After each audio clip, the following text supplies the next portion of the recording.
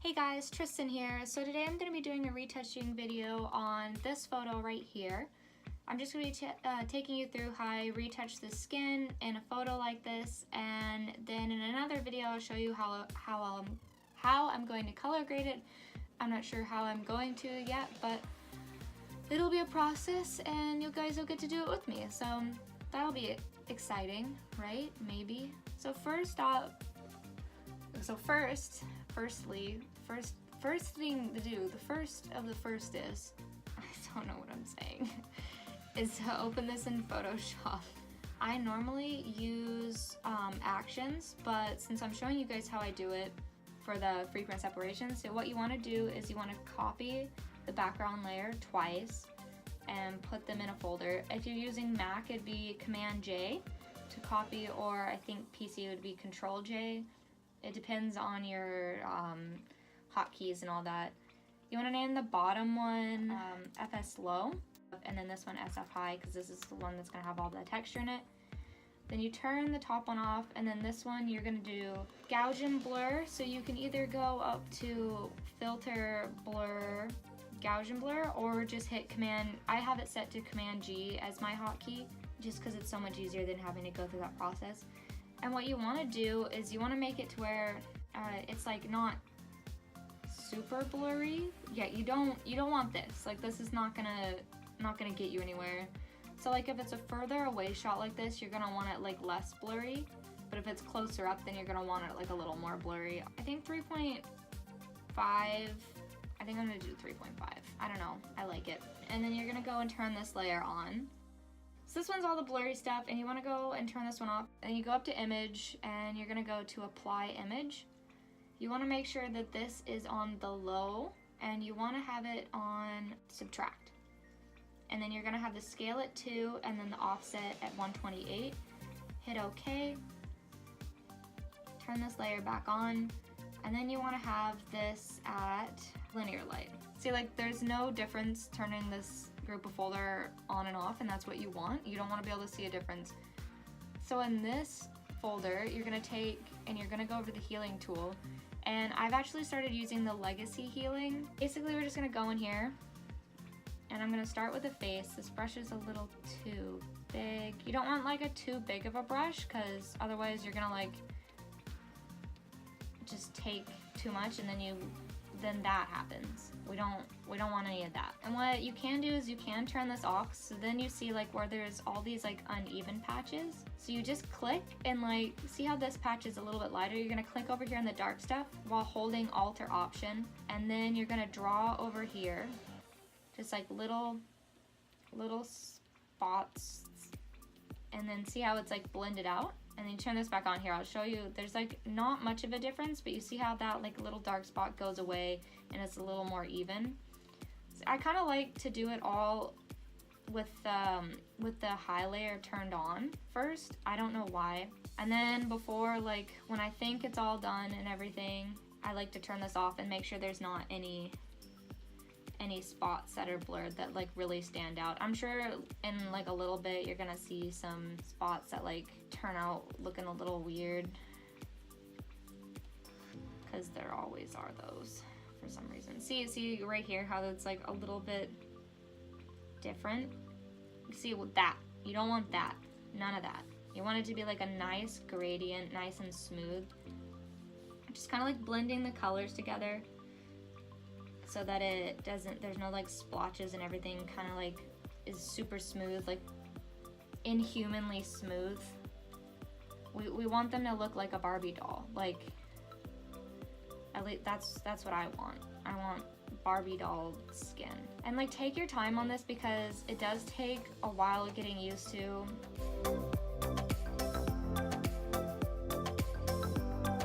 So yeah, kind of just like go in here and like smooth this out. You don't have to make it like super smooth, and you don't want to go over, see, I'm gonna grab some of this, you don't want to like go over this, because that looks weird. Like, you need any of those harsh lines, kind of stay away from.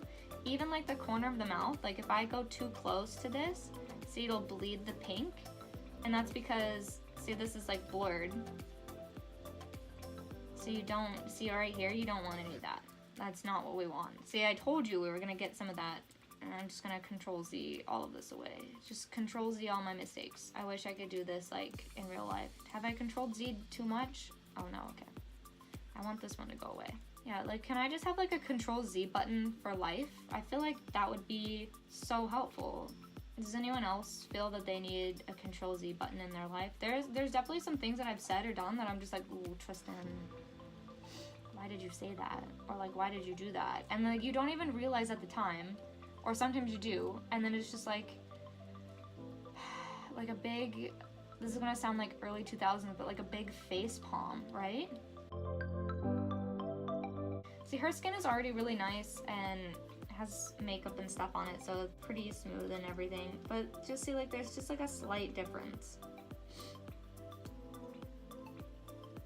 Not too much, because you don't want to go overboard and then make their face look really flat, because that's, I don't know, maybe you want their face to look flat. I like a super contoured face. Like, the amount of contour I put on her face here is an unreasonable amount that you would not leave your house with.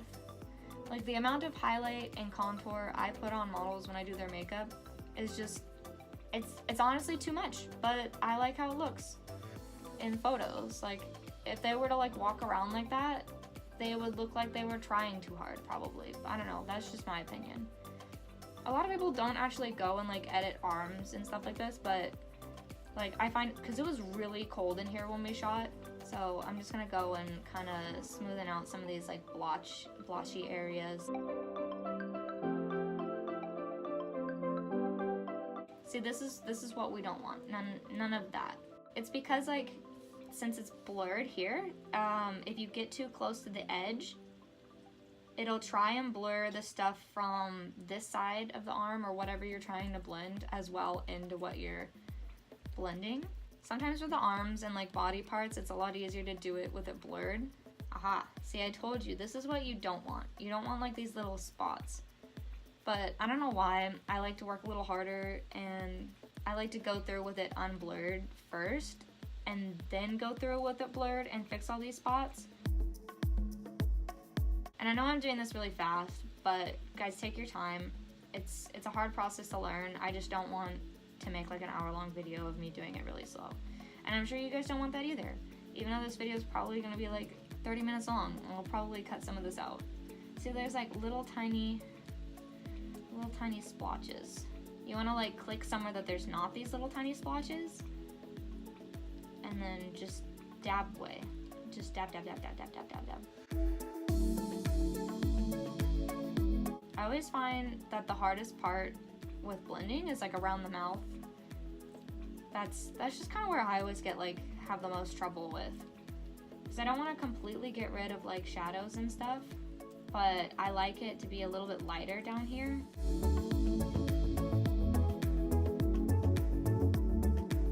So here's another fun like thing. You can do this on another layer if you want to, just like Command J and do another layer. Sometimes I do that, but I also like to have it on the same layer so I can continue blending. But what you're gonna do is you're gonna go over to your paintbrush, and Photoshop recently changed how their paintbrush work, and it absolutely like irritates the crap out of me. Cause like Flow 1 now is like a lot more paint on your brush than it used to be, and I don't like it.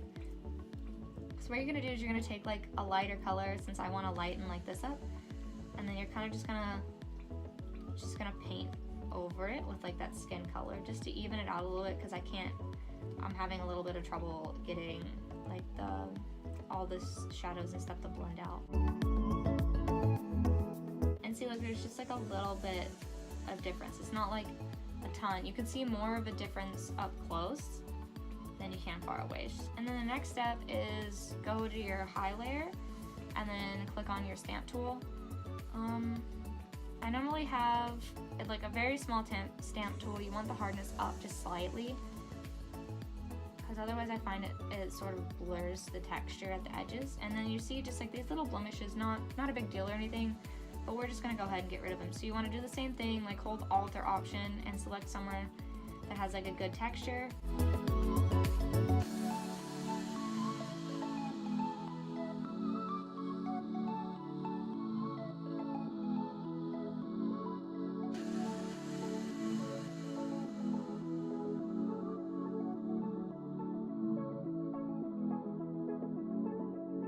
Okay, so then we've got one arm done and face done. Now we're just gonna go in and finish up the rest of the skin.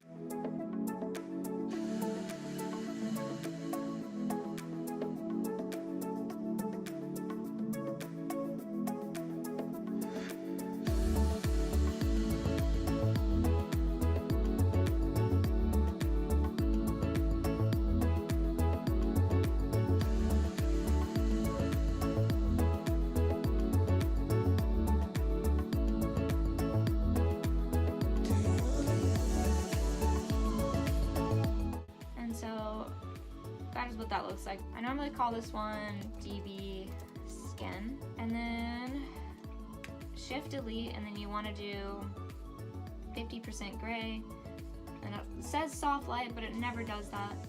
Never ever does that. So you have to go in here. Okay, so you go over to your dodge and burn tool. I like to have the hardness up just like a little bit, otherwise I find it's too soft. And then I normally have my exposure at like 3 or 4, sometimes like 2.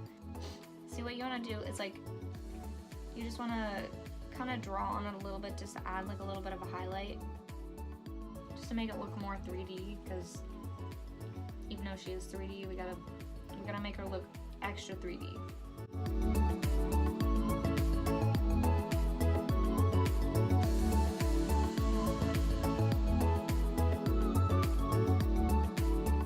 Go and kind of like darken around like the edges of the forehead and kind of like lighten the middle of it. And then I like to lighten just like a little bit under the eye. You don't want to go like crazy overboard on this, because she already does have like quite a bit of highlight.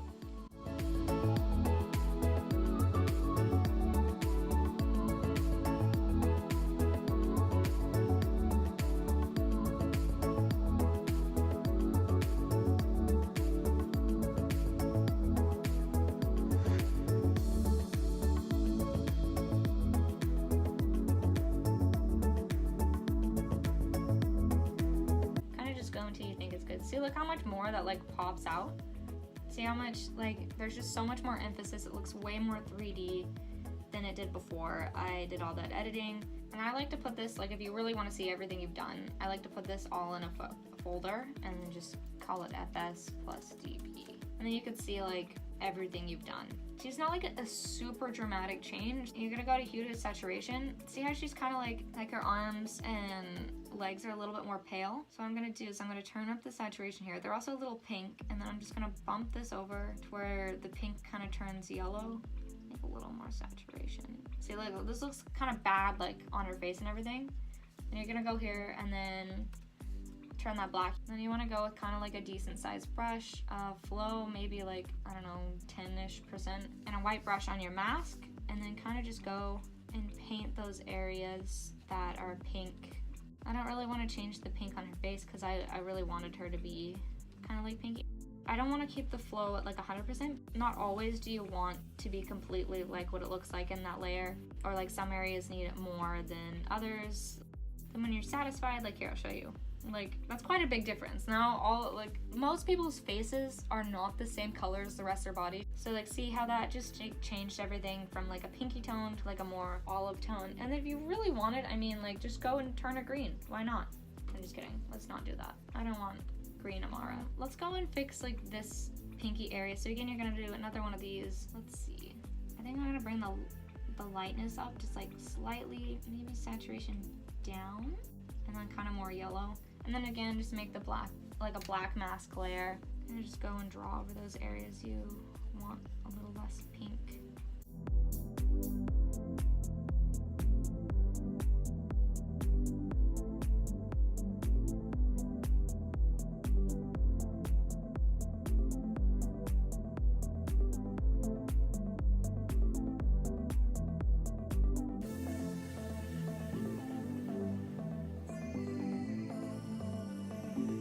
So let's see what that did. It should have just done like a little tiny bit. Yeah, it's gonna kind of fix that a little bit.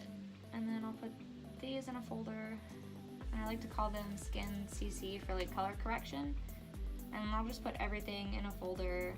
I like to name folders just because like when you go through and look at them, you can see like what the heck everything is. And I make a ton of folders because I'm super organized only when it comes to Photoshop. nothing else really. And then like this is the beginning, and then this is the end.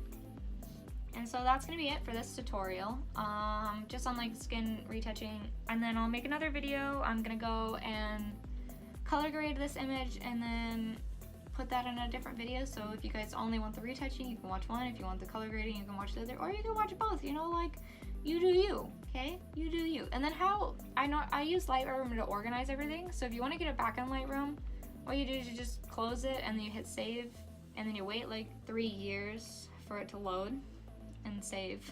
And then it should pop up back here. Come on. Oh, and there it is. So here is the before, and then here is the after. Yep, so before, after. Not too much of a difference, but like definitely, in my opinion, better. Alright guys, so that's it for this video. Make sure you hit subscribe if you want to watch more of my videos. I'm hopefully going to be uploading a lot more often than I did like at the end of last year when I said I was starting YouTube, and then kind of just uploaded 3 videos. But I really want to start making more videos. I enjoy making these, and I feel like I have some knowledge to share, or maybe I don't, maybe I just think I do. Alright, so I'll see you guys next time in the next video when I color grade this image. Thanks for watching, guys.